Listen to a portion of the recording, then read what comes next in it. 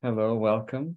I'm While you're logging in, I would love to welcome you to this session, to this webinar episode. I'm Isaac from the Wellbeing Project, and I'm really happy and thrilled to welcome you to this fifth episode of Sitting at the Feet of Elders. As you know, we have our amazing hosts with us, Sharon Salzberg and Reggie Hubbard. And today, our guest is Chip Conley. You'll hear more about him, but briefly, he is also the co-founder of Modern Elder Academy, which supports students to navigate midlife with renewed sense of purpose and possibility. So this is something that's really, really interesting, and I'm sure that you'll be learning a bit more about this. And as you're joining, as we have some people still joining, feel free to write down in the chat where you're dialing in from and your name as well, so that we can know from which corner of the world are you joining this episode. And throughout the episode, feel free to post any question that you might have in the chat. And I'm sure that Reggie, Sharon, and Chip will be happy to reply and answer to all of your questions. So as we already have some sort of a group here, and as I see also some people writing down in the chat, I would love to pass the floor to Reggie to ground us to this conversation.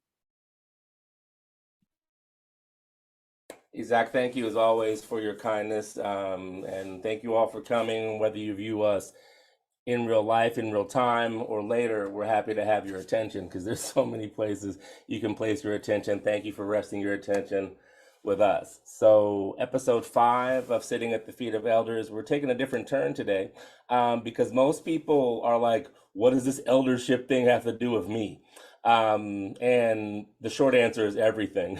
But we're going to talk a little bit more in depth with Chip Conley about like the definition of modern elder, the Modern Elder Academy, and ways that we can use all of our life in service to those who are younger than us, but also those who are older than us, especially those who are middle-aged like myself. One of the first things I said in our time together was I consider myself an elder in training.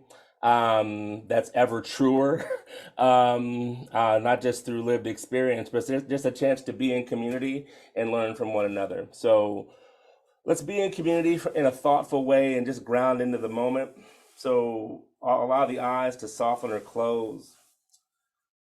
Sense into your environment around you. And if there's tension in the shoulders, maybe you shrug them, maybe you do something with the neck or shake out the hands. But do your best to energetically and somatically be rooted and present.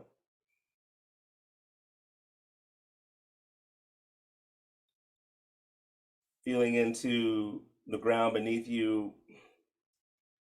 feeling into the heart space, the connection that we all share, whether we acknowledge it or not. And just feeling into the gift that we have to be in enlightened conversation, a chance to share wisdom with one another and harvest the benefit of spending time together with purpose, compassion, and insight.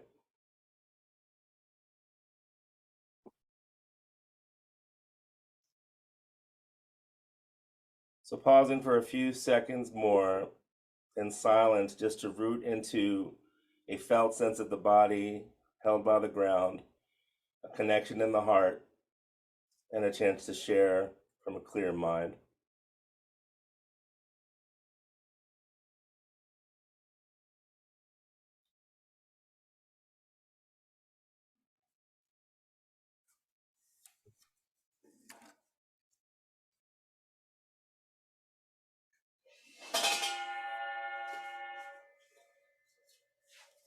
Bring our time to a close with an antique sound bowl, because if we're going to sit at the feet of the elders, let's have old sound.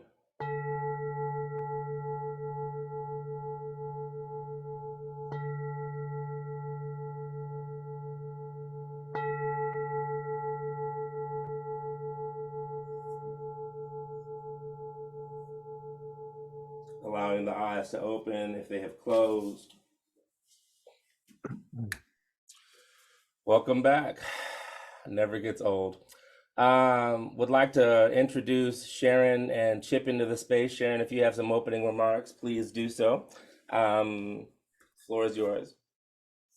Hello, I'm just delighted for this conversation, and I'm in New York City, which I put in the chat. I haven't been here in about 5 months or 6 months, something like that. So the other startling thing is that I realized people come. Well, Reggie came to see me in Barre, Massachusetts, which is very remote.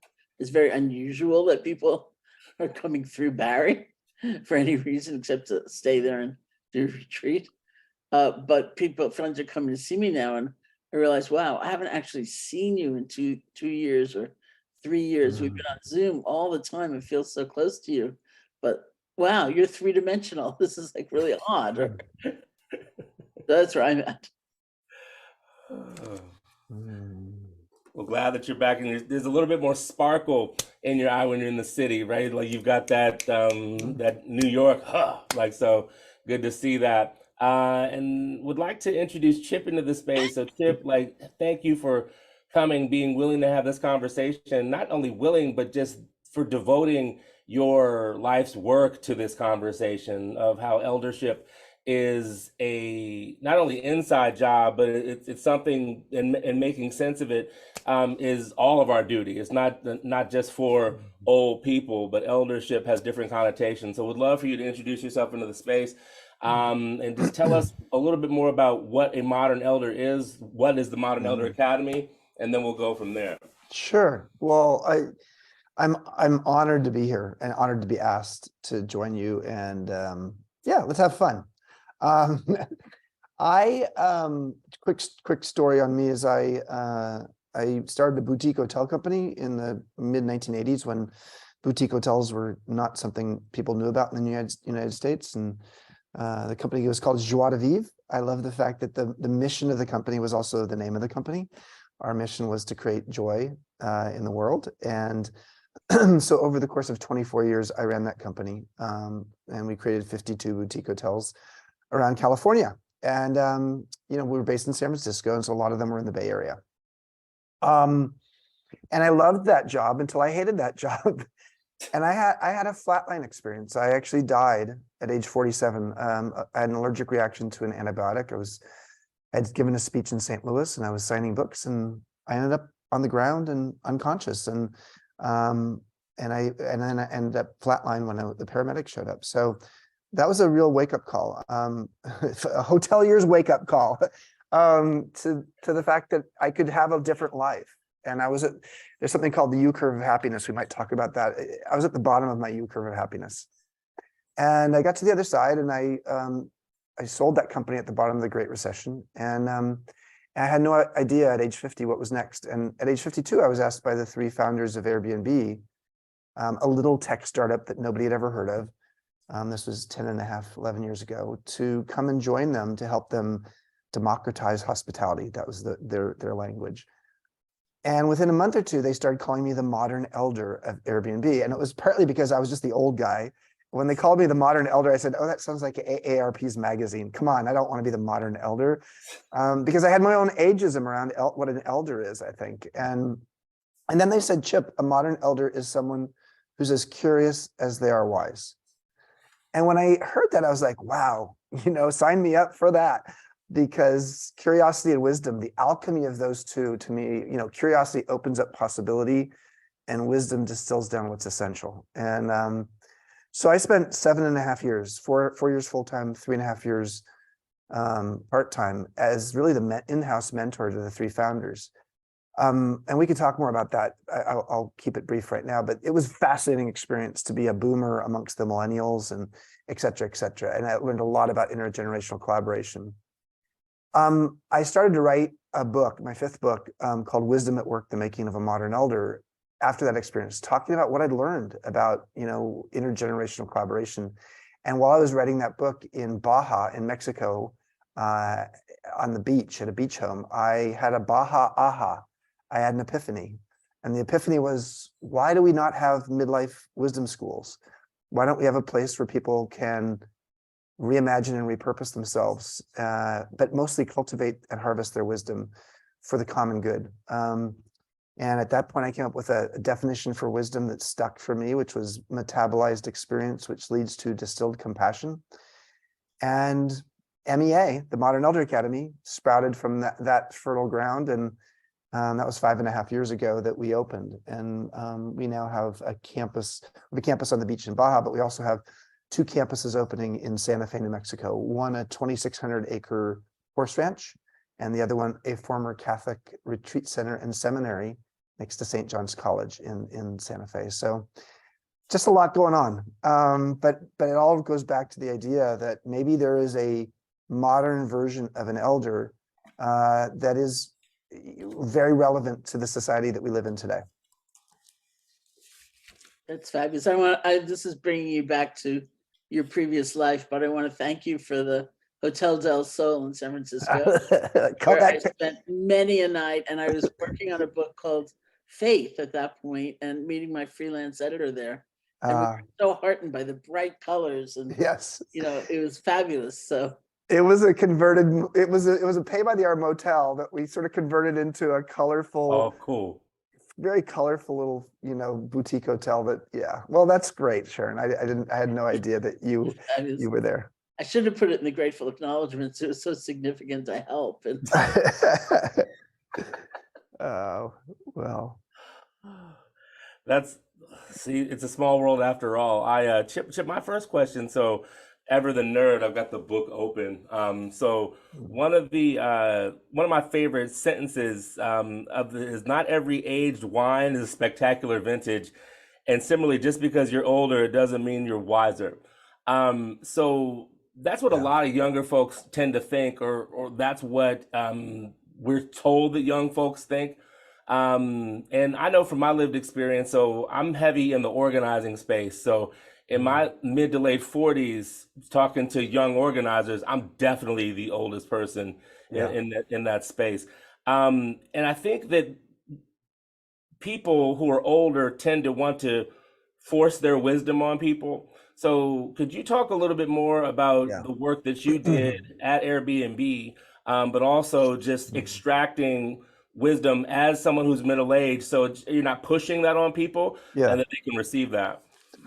Well, I think everybody remembers 2 or 3 years ago, the meme about, okay, boomer, like, don't tell me how the world works. Your war stories are not wisdom, et cetera, et cetera, et cetera. I think that one of the challenges that we have a very age segregated society. My friend Mark Friedman writes about this a lot, and I'm on his board, Cogenerate. And the idea that we have these three stratas that you're supposed to learn till you're 20 or 25. You're supposed to earn till you're 60 or 65, and then you're supposed to retire until you die, and that's all age segregated, and as such, we need to relearn how to socialize amongst the generations.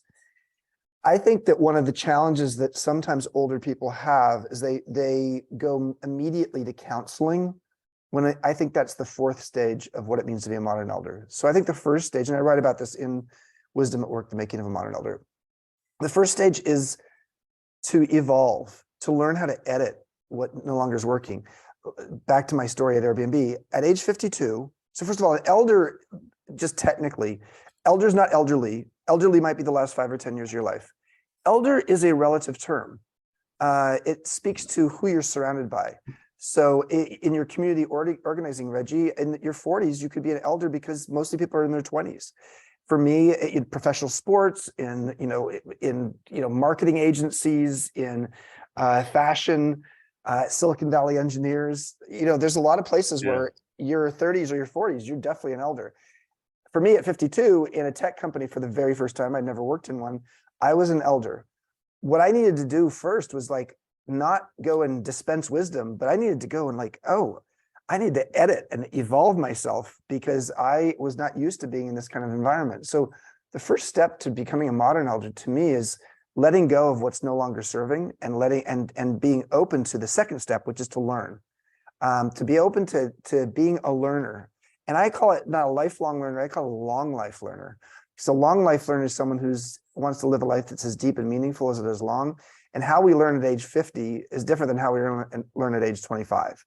So So first step is editing and evolving. Second step is learning. Third step is collaboration. One of the nice things about getting older is on average, and we know lots of people who don't fit this profile, but on average, we get better at collaboration because we have more emotional intelligence.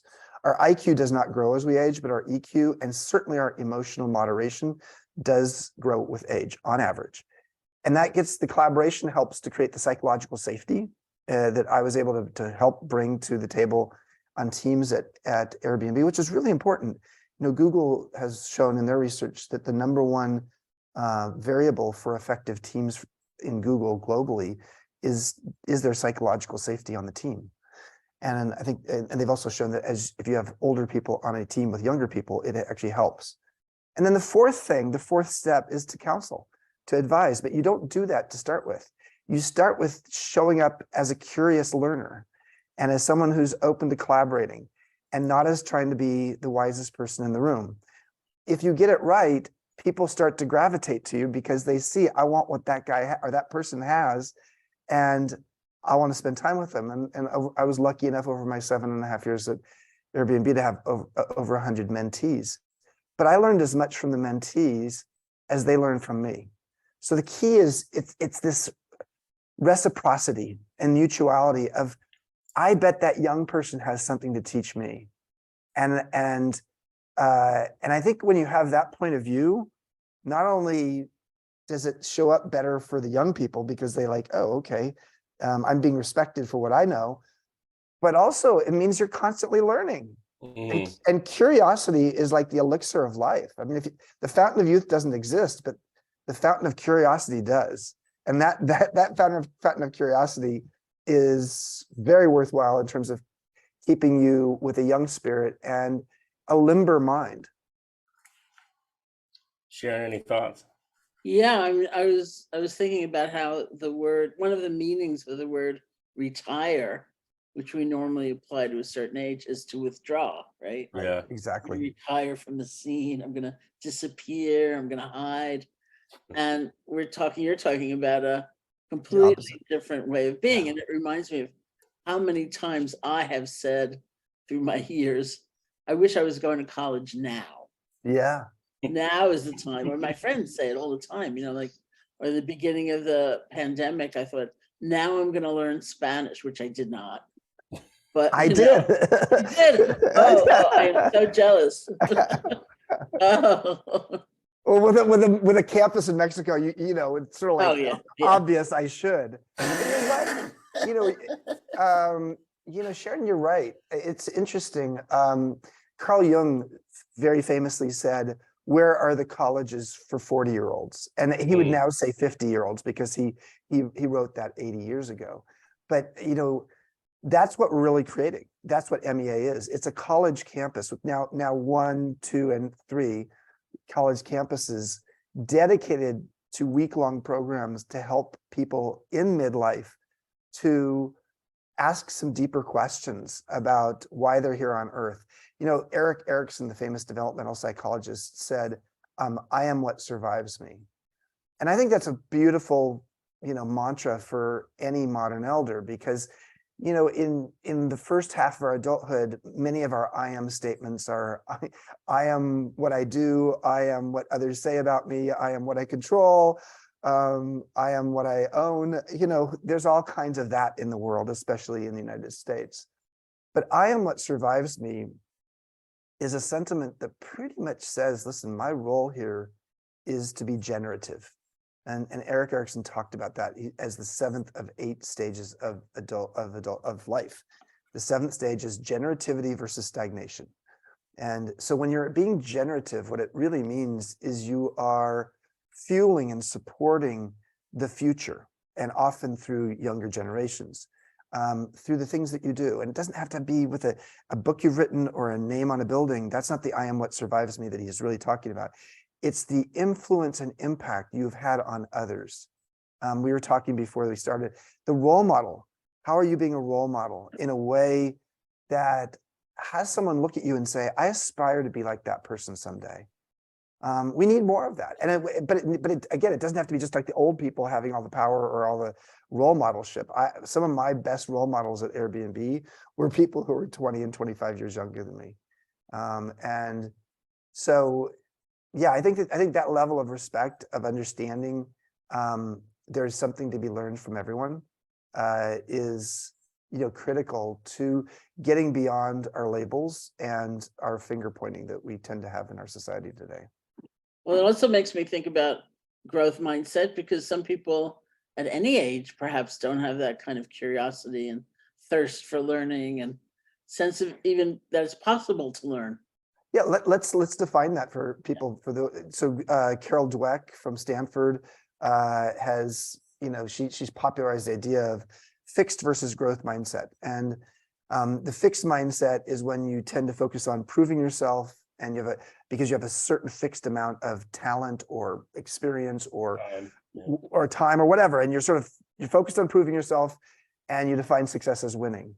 The problem with a fixed mindset as you get older is if you only play games that you can win, you stop playing a lot of games. Your sandbox gets smaller and smaller. And a growth mindset is sort of the opposite of that. It's not proving yourself, it's about improving yourself. And you don't define success as winning, you define success as learning. And to be someone who has a point of view, which is like, I'm going to learn for the rest of my life. I'm not competing. As we know, comparison is the recipe for suffering.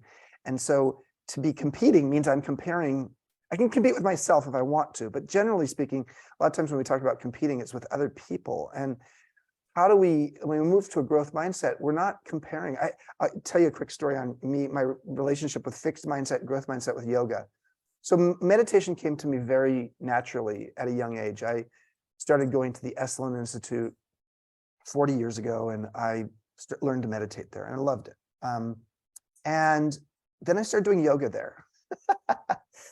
And I was more lumber than limber. I was not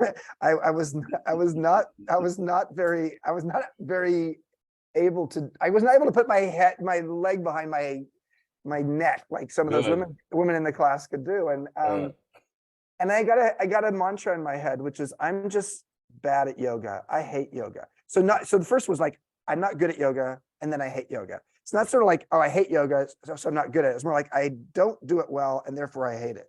Mm-hmm. And I had that in my head forever. And then, of course, I joined the board of Esalen. I started teaching at Esalen. I was like, I'm going to yoga classes. And then I'm sort of like sneaking out halfway through. And then I started MEA, and we have yoga classes. I was like, okay, Chip's like the leader of this thing. And he's like, so I realized at some point that the trigger for me with my fixed mindset was social comparison.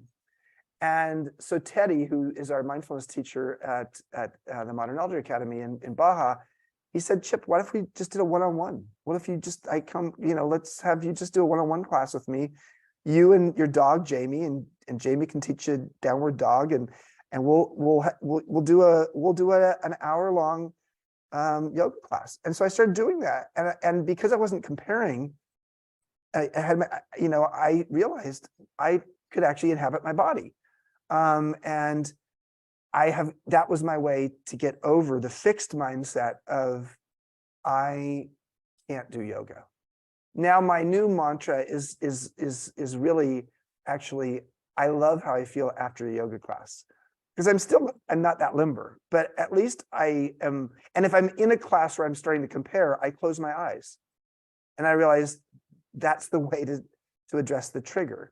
So so fixed and growth mindset is one of 5 different curriculum pillars we have at MEA. So you can tell you came up, you said growth mindset, and I just jumped on it there. I love the concept, and it's meant a lot to me as well. Before I let Dr. Reggie, Supreme Yoga teacher, speak, you reminded me of something else, which I think is part of that whole process, which was this time I was at a yoga retreat, and there were maybe 35 people other than myself in the class, all of whom were like complete, toes behind the head people. Plus they knew the Sanskrit names for every posture. And the yoga teacher got up at one point and demonstrated a pose, and he made a kind of funny movement in the midst of the pose. And he said, what just happened? And so all the other people started supplying answers in Sanskrit, where you did part of that asana, and then you moved to that asana. And then he looked at me and said, "What happened?" And I said, "I think you fell." And I said, "You're right, I fell." And then I started over. He said, "That's good yoga." So there's certain principles of like, Yeah. it is not really failure that's the end of the road, or we can start over, we can learn and keep growing, that are also part of that whole mindset that Yeah. seem very important. Yeah, I'm on the board of the Accessible Yoga Association, so I appreciate y'all's mention of that, because for me to have made it as a yoga teacher, like I'm more lumber than limber. Thank you. Like I'll give proper attribution, but I will be using that, especially since I do look like a tree. But if I, as a yoga teacher, don't teach you ways to alleviate your suffering and find peace and service, please, like that's malpractice. And you talked about you talked about a hotelier's wake up call. I just said the yogic's malpractice. So like, thank you for that inspiration. You talk, and so another thing that comes to mind from what you shared, Chip, is the whole concept of intergenerational sharing and understanding. I think y'all know this because you caught me when I was in full blast a couple weeks ago. I had the blessing of teaching the first ever intergenerational healing retreat for Black men at Kripalu. So during George Floyd's Remembrance Week, and like the most beautiful part of that, to your point about the stratification of age, like we had people from 23 to 60, and Sharon and I were joking that like that's not really anything. It could be 23 to 70 or 75 or 80, but in the Black community, 23 to 60 is quite robust. Just learning together, and it was we had queer couples and dudes with kids who only came because their wife or their mama made them come, and those sorts of things. So but I will tell you that you mentioned the word alchemy. So the alchemy of intergenerational understanding and a place where you could have your guard down and like lean into compassion exploded like people's level of like healing and transformation in a very short period of time. And it kind of blew me away because I just had an idea. I was like, I want to get a whole bunch of us together, talk from the heart, and we'll see what happens. Like that was my pedagogy going into it. Not realizing fully the spiritual alchemy that takes place when you get rid of the ageism, you get rid of the other thing. And especially in the Black community, the concept of masculinity that is heteronormative, and in that spirit, happy Pride Month and Pride Life to everybody. But that level of intergenerational, inter-identity, lifestyle collaboration created such a container for healing and transformation that I want to do more of this work in my life. I'm just like, so how can we get more people, whether they be Black people, all people, talking amongst each other? Because that alchemy yields the solutions I think we need as a society. So like, if you could talk a little bit more about purposeful intergenerational collaboration, both in macrocosm and microcosm. What are your thoughts on that? Yeah, I mean, well, let me start by my origin story with Airbnb. Our workplace today has 5 generations in it. I mean, Yeah. we've never seen this before. And by 2025, 2 years from now, the majority of Americans will have a younger boss. Again, we've never seen that before. I mean, that didn't exist. I think 50 years ago, people never had a younger boss 50 years ago. It was like you had the org chart and you moved up the org chart dutifully. And, I was actually hanging out with my parents this last week, and they're both 85, and talking about my grandparents, my grandfathers. Both of my grandfathers had their jobs for 40 years. Wow. Same company. So they just dutifully moved up. And so we live in an era where, my gosh, not only are people staying in the workplace longer, but power is moving younger in organizations, partly because of growing reliance on digital knowledge, digital DQ, digital intelligence. But the older people have the EQ, the emotional intelligence. And so that's the trade alliance that's available. Is sometimes I'm not saying that young people don't have emotional intelligence, but often if you become a 32-year-old leader of 40 people on a team, or let's say you're even a 26-year-old leader. I saw a lot of those at Airbnb. You have not microwaved your EQ to the point where you actually have the metabolized experience, the life lessons to know how to do that. So having someone by your side who has 20 years of leading people and maybe reporting to you now. So for me at Airbnb, I was the mentor to the CEO and co-founder, all 3 of the founders, but especially Brian, who was the co-founder and CEO. He was 21 years younger than me. I was mentoring him, and I reported to him. I was the head of global hospitality and strategy, but I was reporting to someone 21 years younger than me. We had something to learn from each other. So I think of, in the workplace, I think of it as a generational potluck. Each of us brings to the table that which we, do best. Now let's talk more societally. Societally, we started something, MEA started something called Generations Over Dinner. We did this with Michael Hebb. Michael Hebb started Death Over Dinner. And Generations Over Dinner is the idea, and you can see it on the MEA website, or if you just go to generationsoverdinner.com. It's the idea of like a Jeffersonian style dinner, I guess is what they call it. A dinner where people have a series of questions, sort of life-changing conversations around a particular topic. So it could be around purpose. It could be around societal ills that need to get solved. It could be love and relationships. It could be how to cultivate wisdom. And you bring together, in some cases, we've had 7 generations at a dinner table. We had 7 generations in Israel, in Tel Aviv, in the Blue Mountains of outside Sydney, and in Denver, Colorado. We've had 6 generations, 5, 4, 3, and you get a collection of people together and you have a conversation about some meaningful topics, with the prompts being meant to help people from different generations give their perspective. Gosh, could we use more of that, especially going into next year's presidential election in the United States, where there's such age segregation in terms of a lot of how people think about the world, when it comes to politics. So what it requires is, it does require some structure, because our society is so structured around hanging out with people similar aged to you. We have to figure out some new ways, like Generations Over Dinner, to help integrate. We did an exercise. So we have tens of thousands of people in the MEA community globally, 26 regional chapters around the world as well.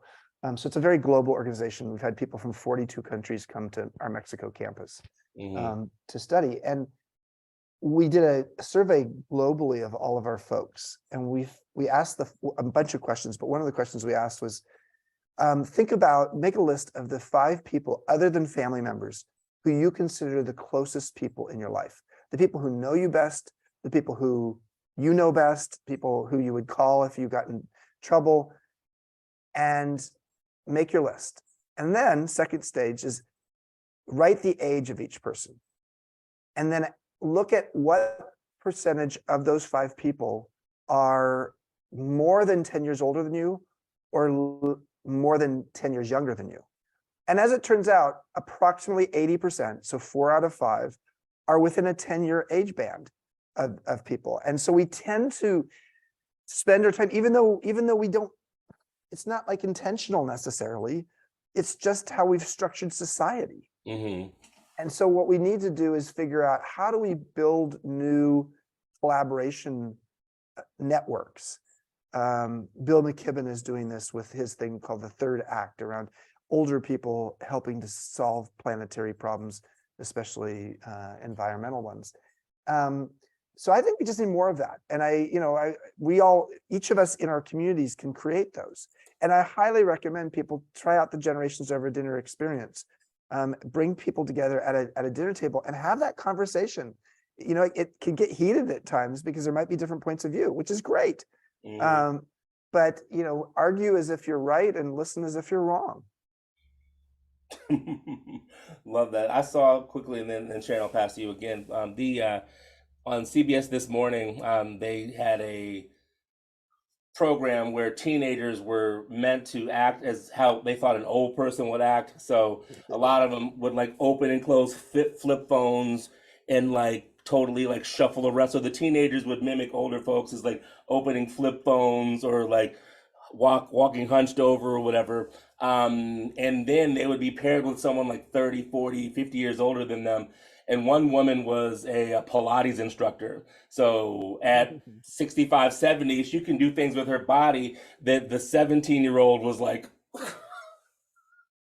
and it was just a beautiful experience. And that to your point about what you think about someone is probably nowhere near true. And the only way you find out is by cross pollination and interacting.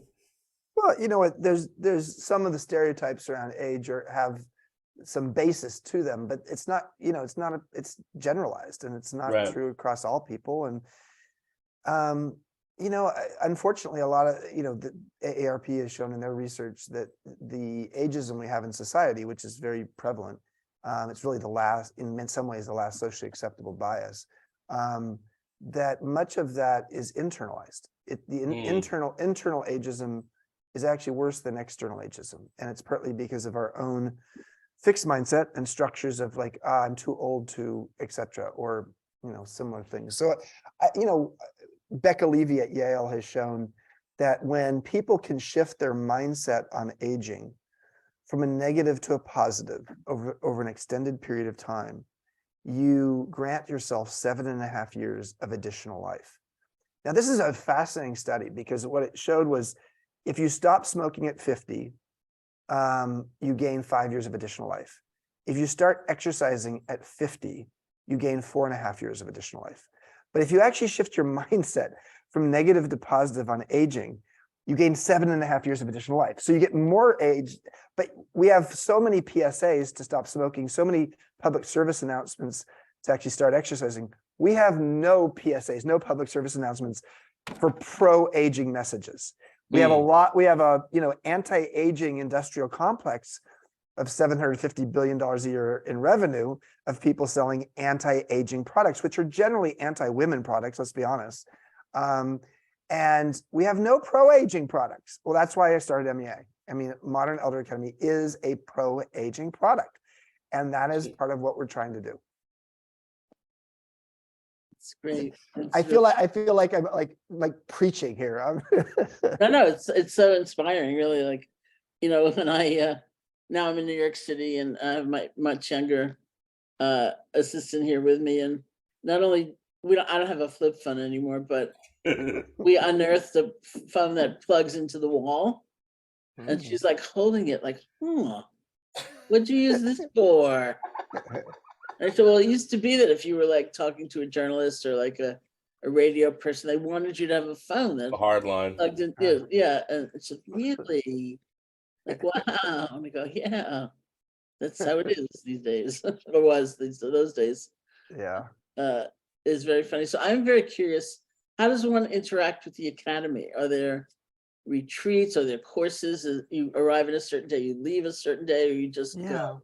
Well, there's a variety of ways. There are workshops. We have 5-night workshops and 7-night workshops, both in Baja and starting in March of next year in Santa Fe. So those are year round.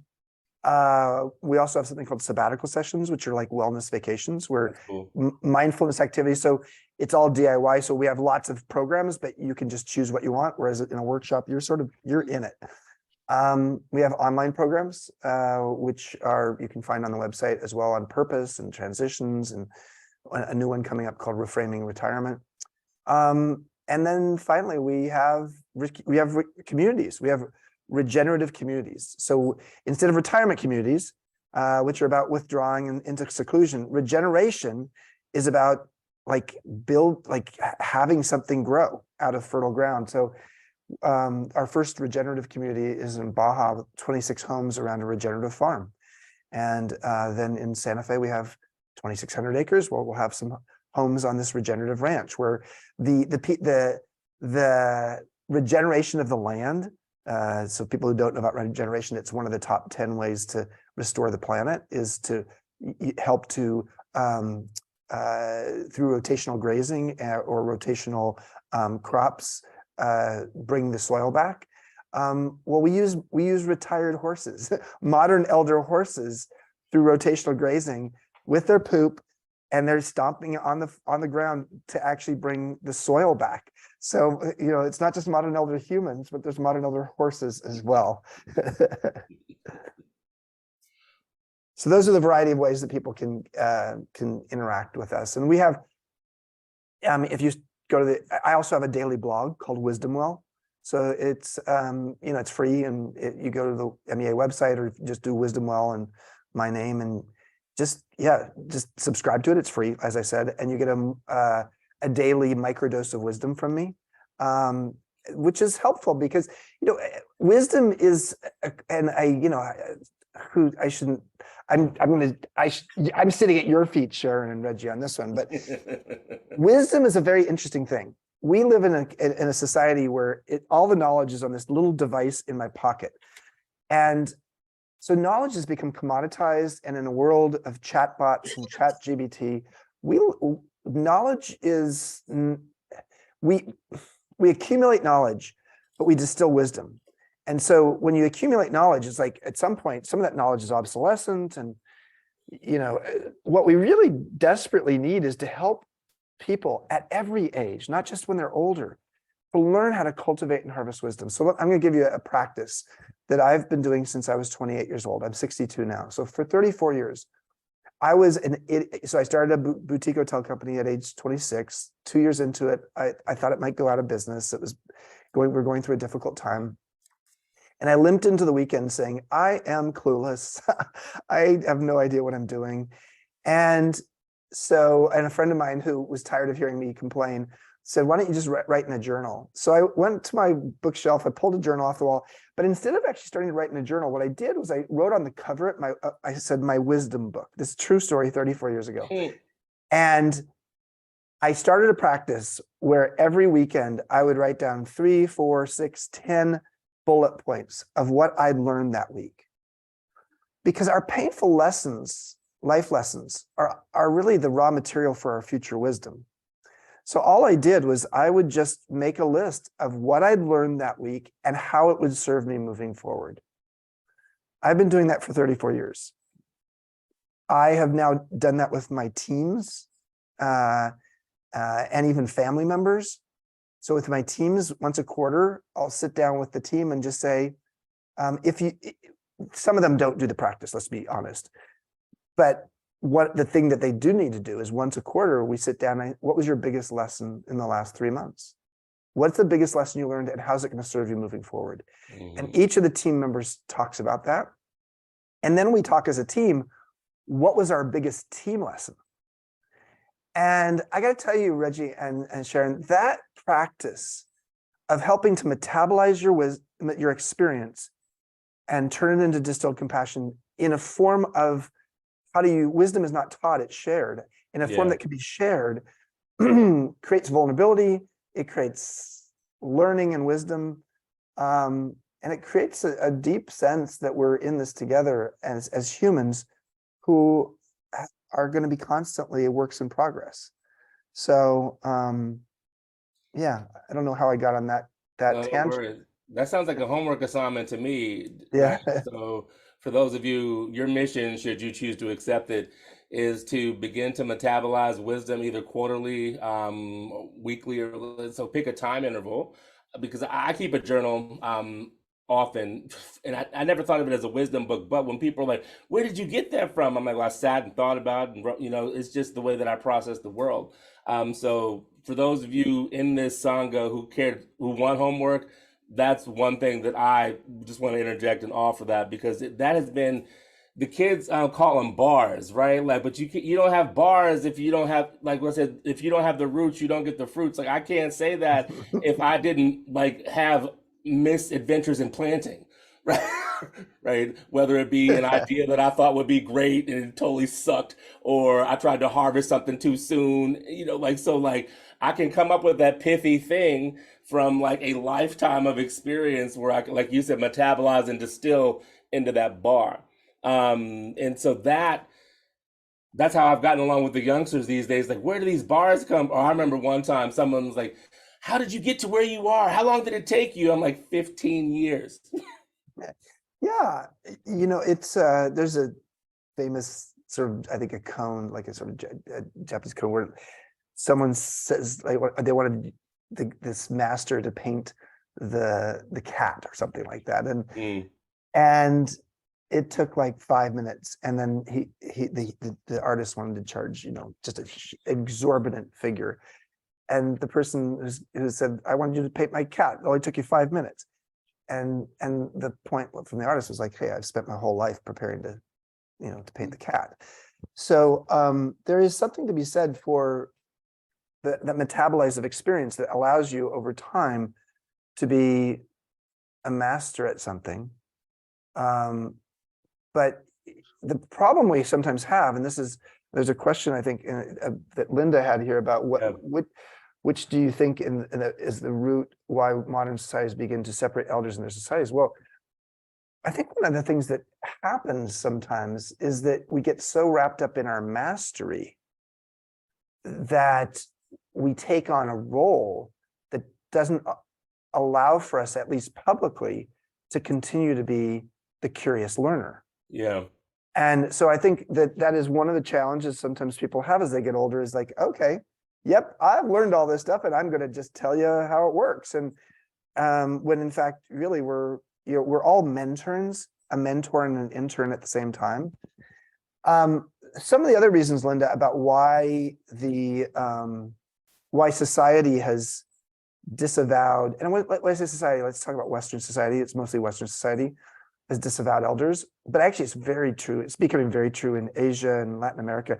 You know, Google has replaced grandpa and grandma for the place where a kid goes to ask questions. Used to be you asked your elders, your seniors, that, you know, but now it's you go digital, and that's not just a Western thing. That's across the world. Part of what's gone on in the last 150 years is that we were an agricultural society, and as an agricultural society, there was land wisdom. You know, the Farmer's Almanac was land wisdom. There was an element of like, the more seasons you've spent observing the metabolized experience, the life lessons of that land, the wiser you were. And that was worth something. And you could pass that on. You could smell that there was a tornado coming, you know, in 12 hours, etc.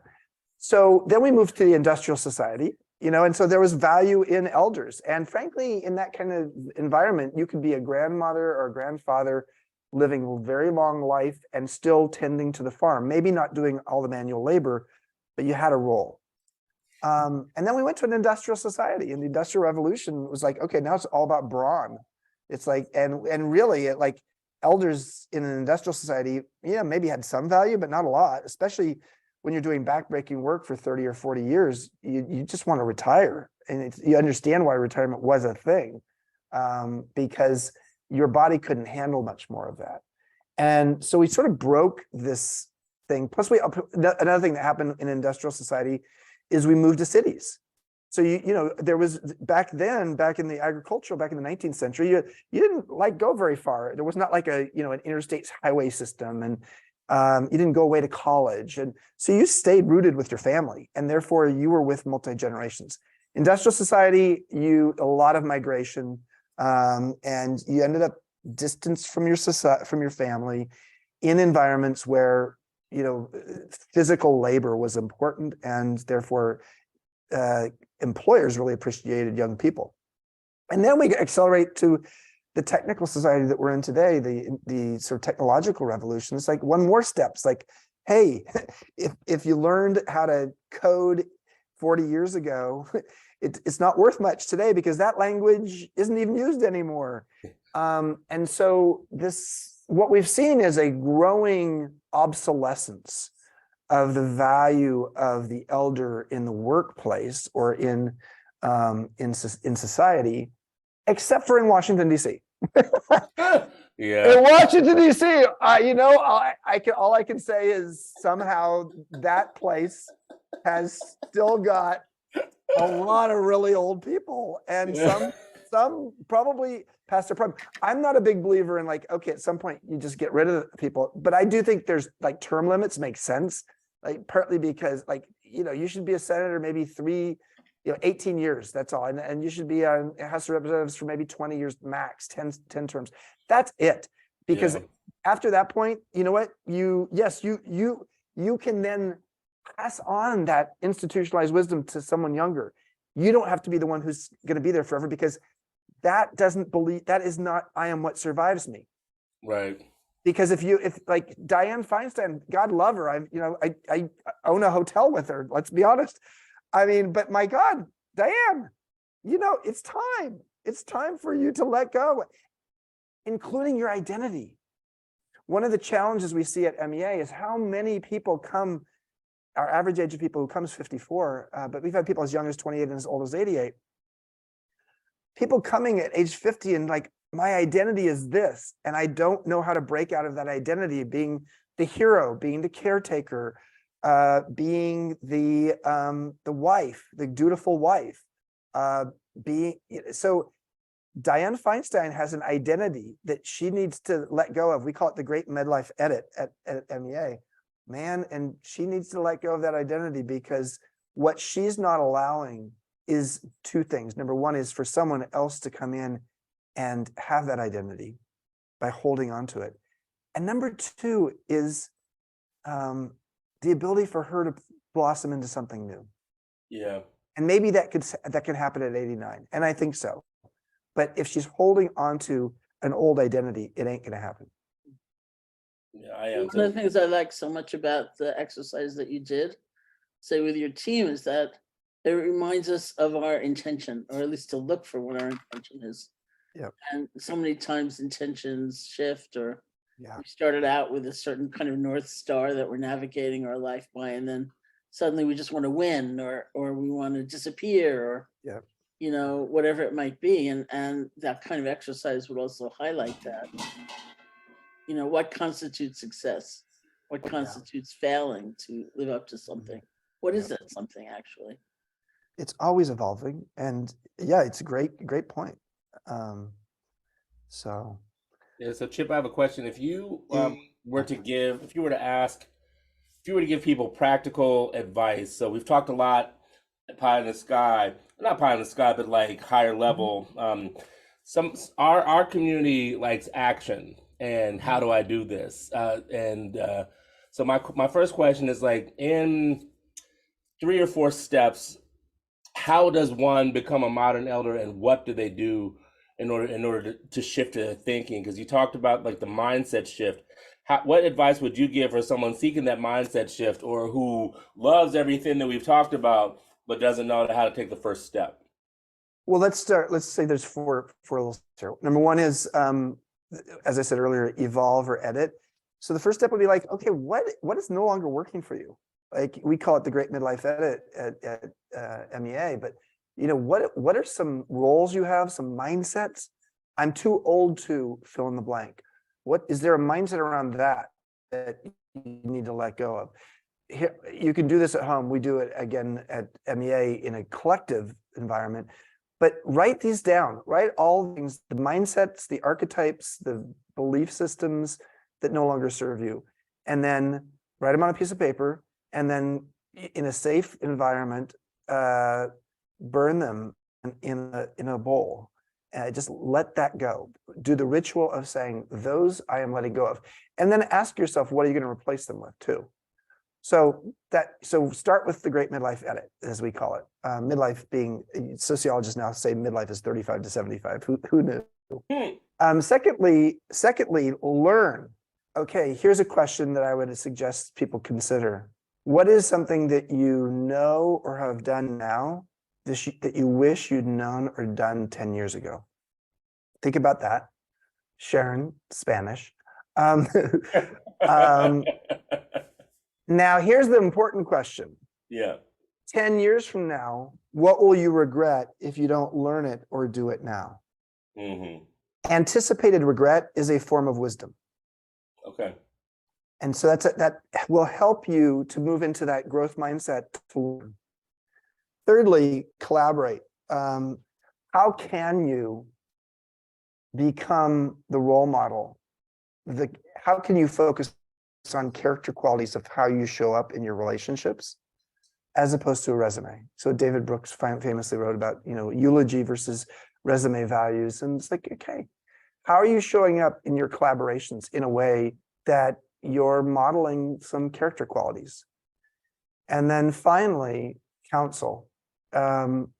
If someone asked you and gave you a week to prepare and said, in a week, you're going to be meeting with someone 25 years younger than you, or 10 years younger than you, depending upon your age. And your role here is to make a list of the 5 pieces of wisdom or pieces of advice you'd like to give them that you wish you'd gotten at their age, what would be those 5 pieces of wisdom? And let's make sure that they're very proprietary to you, not like, be yourself, everyone else is taken. Oscar Wilde said that. I love that line.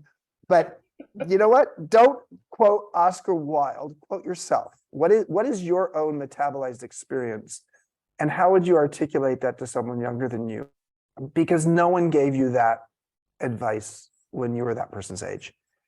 And so how can you offer some wisdom? But you need to understand what it is first, because we don't really spend a lot of time. We don't have a society where people sort of say, oh, okay, what wisdom have I developed over time? But I think we live in an era where we could use more of that. In an era of artificial intelligence hysteria, human wisdom is calming and inspiring, but we need to be able to mine it, do the archaeological dig in ourselves to understand what we have to offer. So those are some practical pieces of advice of what people can do. I appreciate that. I also appreciate archaeological dig for wisdom. Yet another thing I'll give you attribution for, but resonates and will be in something that I do. So y'all, we want to open it up for questions because we're here for you. I mean, we could go back and forth, but we definitely want to incorporate y'all into the conversation. So either raise your hand, Isaac, will get you get you unmuted, or put it in the chat, and we'll go that way too. I have to write this down. Yeah. Mining. Or archaeological dig Yeah. for your wisdom, or mining for your wisdom, whatever you want to say. Absolutely. Thank you. So there's a comment that came in from the other Linda Sadiq. I think they had a case of multiple computers using the same name, but I believe so. There's so much letting go of pieces of our identity when we're older elders, and the potential to take on new pieces when we collaborate with people younger than us or in fields we've never been involved with before. That's right. That is a modern elder, is when it's the combination.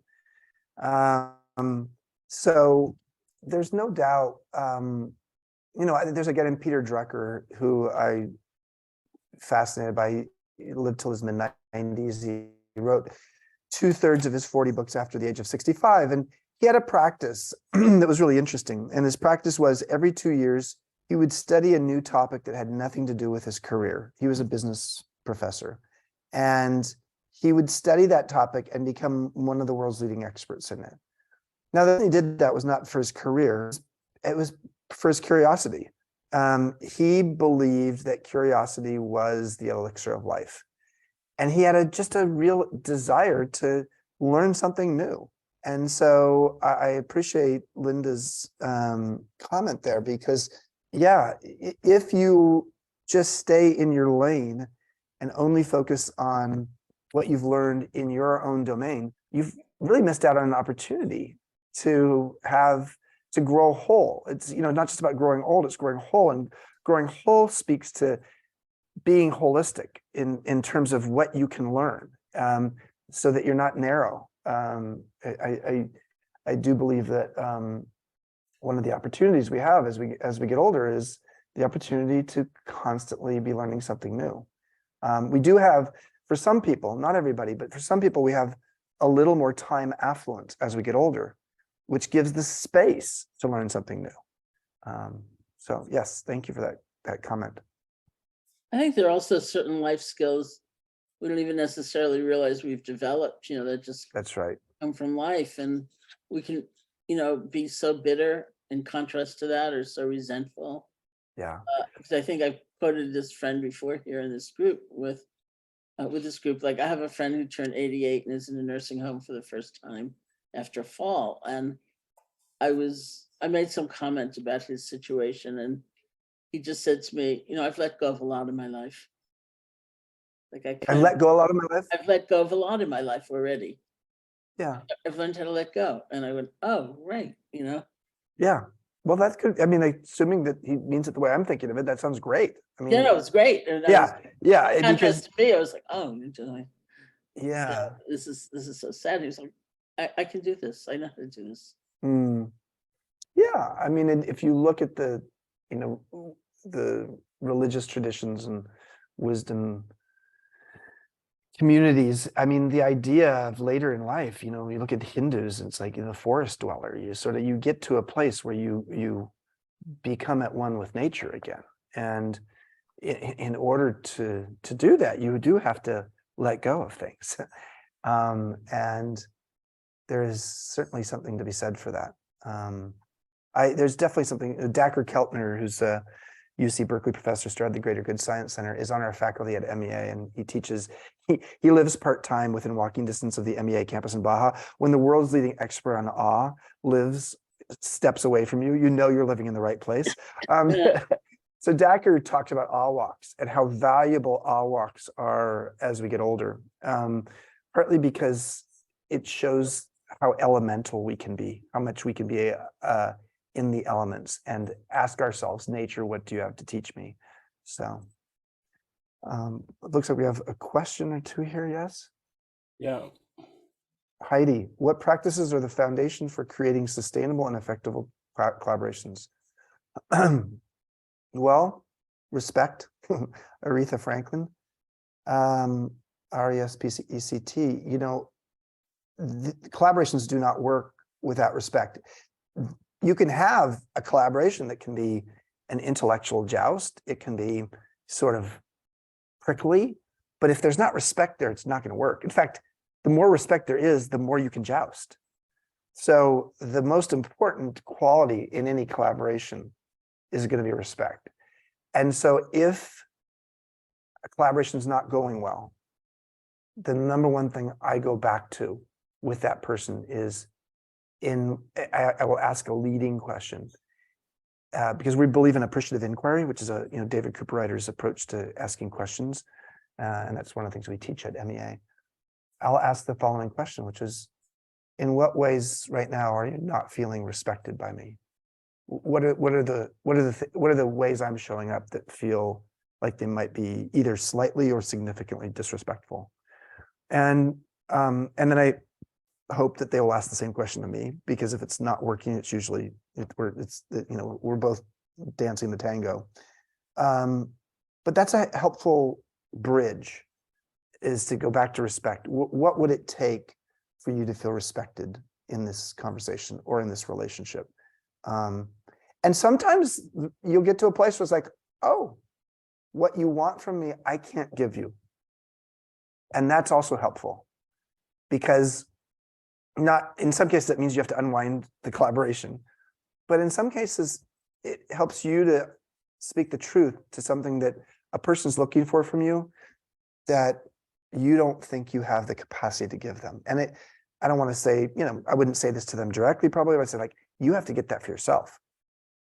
Because sometimes what a person's looking for from me is something that I can't give them in a way that's going to be sustainable, meaning they have to actually figure out how to feel like they respect themselves. So, these are all generalizations, but hopefully that's helpful.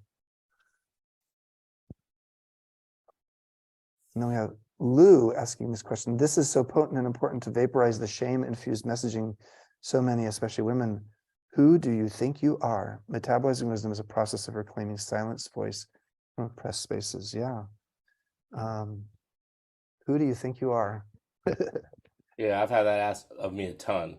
I was like, I am who do you think I am? I know who I think I am. Like, apparently we have a disagreement on who we think I am.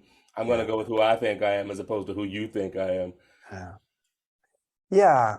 I mean, I think, I'm a gay man, and so I've had that as well in certain environments. And often they don't say, who do you think, for me, they don't say, who do you think you are?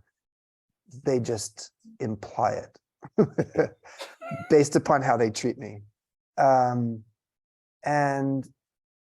I'm invisible in the sense that, people don't necessarily know I'm gay. And so if you're a woman, or if you are a person of color, or you have a disability, or whatever, there are a lot of, or ageism works on both ends, ageist toward older people, ageist toward younger people. I'm a big believer in age fluidity. There's gender fluidity, age fluidity, um, where we really actually look at people and don't judge them based upon their age. Don't assume things. But yeah, who do you think you are? I mean, if someone were to ask me that, I would just say, I think I am here to serve, and that's why I'm here. That's who I am. I'm here to serve, and and see where that goes. But I totally get it. Thank you for that question, Lou. Yeah, Heidi, one thing I would say with respect to practices for creating and sustaining effective collaborations, respect, but also just radical honesty. Mm, You know, yeah. I've been in situations where I'm like, this isn't working, right? Right. So just like, but not radical honesty, like in your face, but radical honesty from a compassionate place. Like something's amiss. Like, can we talk about this? Right. Mm, So, which is respect, but also sometimes respect can be seen as a passive thing. And for me, radical honesty is very active, just so you can vibe that something's not going right. And or if something is going right, praise that as well. mm. Because an effective collaboration that isn't seen and appreciated, I mean, we need to celebrate as much as we can in our lives, right? So, like, if you have a good collaboration or a good partnership and don't praise it, I mean, you're missing out on a chance for like celebrating a miracle. Mm, mm. Yes. I wonder if we could spend a few moments just talking about caregiving, because it's something I'm Yeah. very interested in. And you Yeah. mentioned the word, in terms of a role one is often assuming through life, later in life. You know what, Sharon, we have as everybody knows, and we have a very international group here. So I'll speak for the US here, but I think this is true globally as well. But it's probably most true in the United States is we have a crisis, a caregiving crisis. And why do we have that? We have that because first of all, we don't value caregiving, generally. If it's paid caregiving, it's low paid. And most caregiving is unpaid. So that's one thing going on. We have people living longer, therefore caregiving is necessary. One of the reasons we created the regenerative communities was because what we believe is that most caregiving that's necessary in life is not acute caregiving. It's the kind of caregiving when someone's not feeling well and someone just needs to go to the pharmacy for them. It's when someone's feeling a little bit lonely and they know their neighbors know that their sister just passed away. It's when somebody is going to travel, for 2 weeks, and when they come back, they could use a home cooked meal with some friends. It's having a potluck every Saturday night, and knowing that, oh, Joan isn't here at the potluck. Maybe we should check in on Joan, see how she's doing. So that's how communities used to be. I mean, not exactly, but there was an element of what I just described. Our communities today, especially in the suburbs, that is not what they are generally. It's like, it's pretty anonymous. You don't know necessarily neighbors so well. And urban markets, in cities as well. Let's be clear.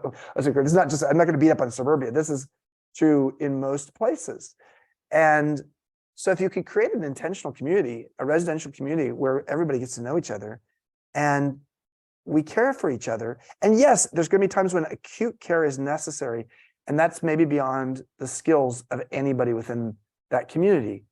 But 95% of the caregiving that's necessary is not acute. And that's the kind of caregiving we need to start to develop, because the reciprocity of having a caregiving community and living in a place like that, I call it we-tirement, not retirement. We-tirement. We are going to be together and know each other as we get older. And I think those kinds of communities are going to become, they were very popular in this, we talk about communes or kibbutzes. My partner happens to be Israeli. And we've been together for 34 years and 33 years. Yeah, something like that. 34 years, actually. So I've hung out in kibbutzes a lot, and I've hung out at communes.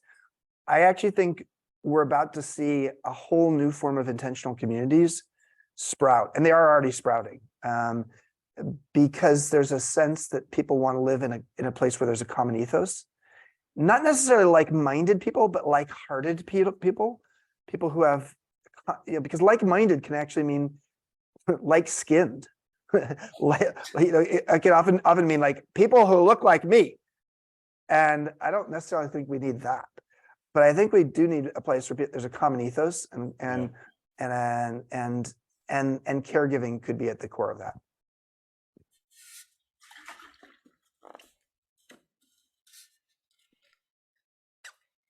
Any other questions from the crew?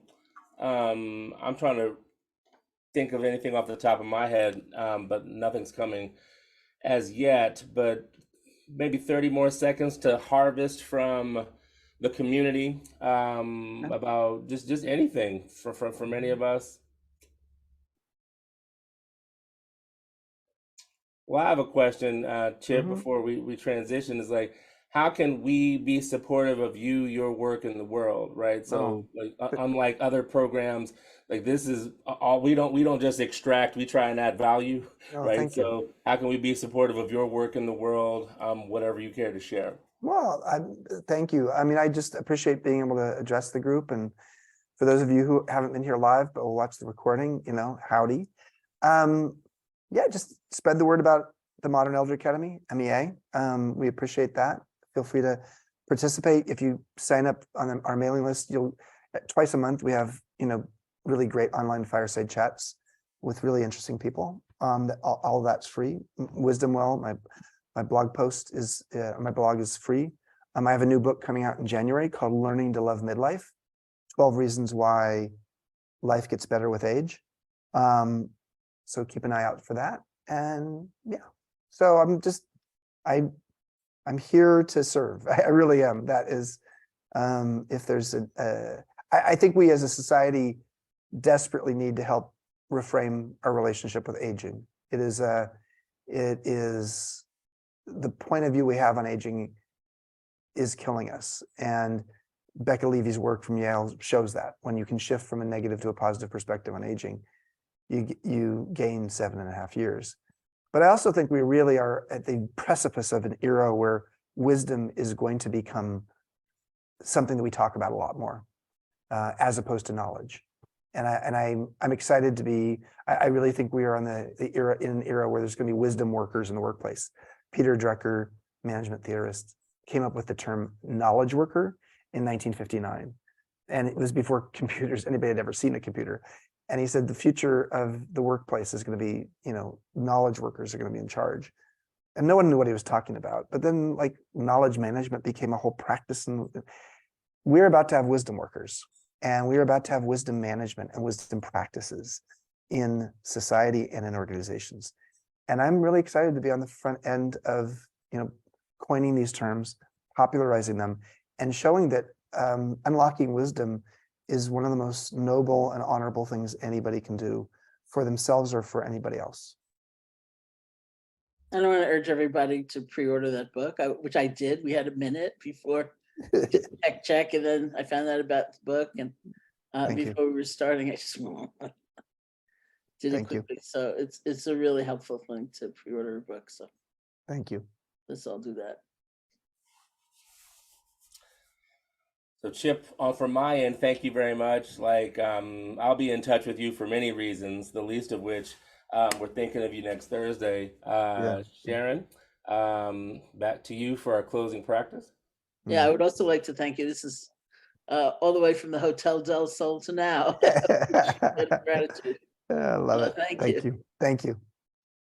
So let's just sit together for a few moments. So I'm inspired to suggest what is actually my very favorite reflection, which is just see who comes to mind if you pose the question, who all is somehow involved in my being here right now?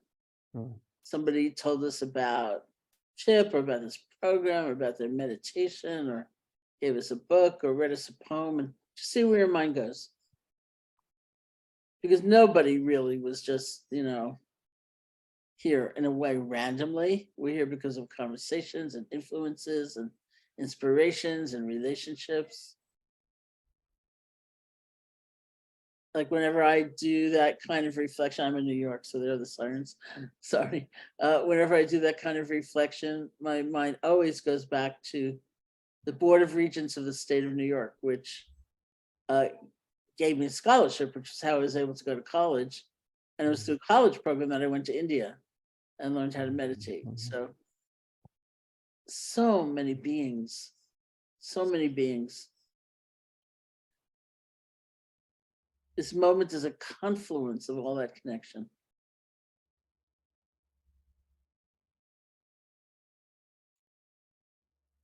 And sometimes I do that reflection and I think about those people whose actions have really hurt me, not the ones I just find just kind of annoying, but those times in my life where I thought, I've got to find a different way of being. I've got to find a different way to be happy, because they're part of my being here right now too.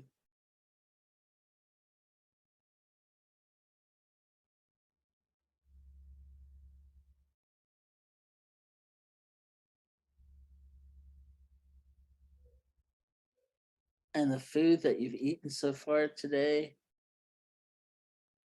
if you didn't grow it all yourself, those beings who planted a seed and harvested a crop and transported it and sold it to you, or prepared it and sold it to you. Many lives and hopes and dreams, and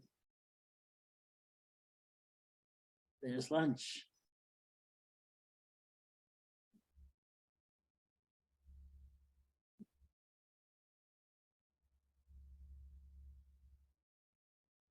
Just look at the vast array of beings we are connected to that make up this moment in time.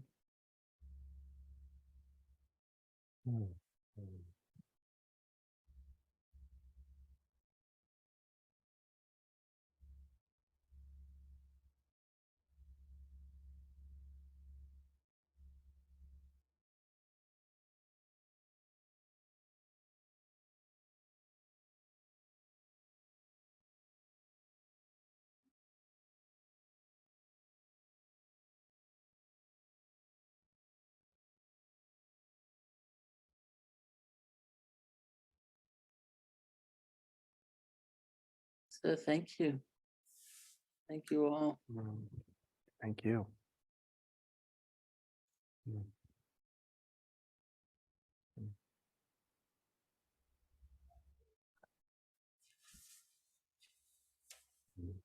Very hard, Reggie, to see all those gongs without asking you to at least hit us one gong. I received that. So I just want to give gratitude for just this space, for the Well-Being Project, to cultivate this space, to have purposeful conversation again and again and again and again. It has become something that has been just a boost to my spirit. It allows me to go into the world seeking to harvest wisdom and share it, as opposed to engaging in conversations. I live in DC and people be talking about some bad stuff. Anyway, so deep gratitude to the Well-Being Project. And I will play this gong right here, which is the gong that I bought when I got into this space. So it's meant to be very grounding. It's a wind gong. So grounding, but like liberating at the same time. I'll play it 3 times. And then I wish you the loveliest day ever. And again, because it is Pride Month, Pride Life, may our work be of service to all beings, not just people who are part of the majority.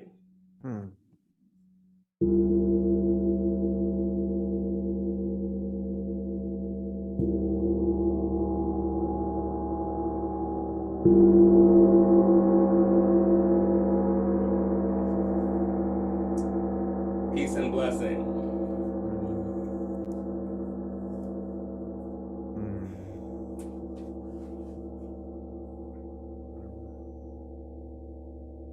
Thank you so much. Thank you, everybody.